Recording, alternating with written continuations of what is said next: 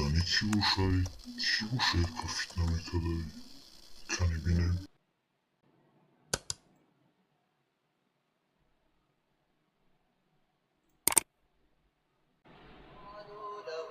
خالفت أقوال الشيوخ ولم در بعض علما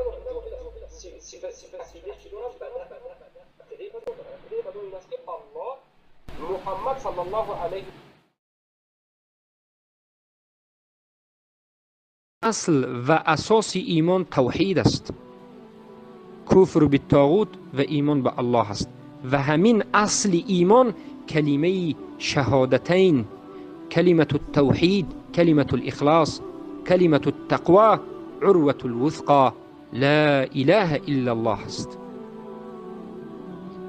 هر کسی می خواهد که ایمانش حقیقی باشد،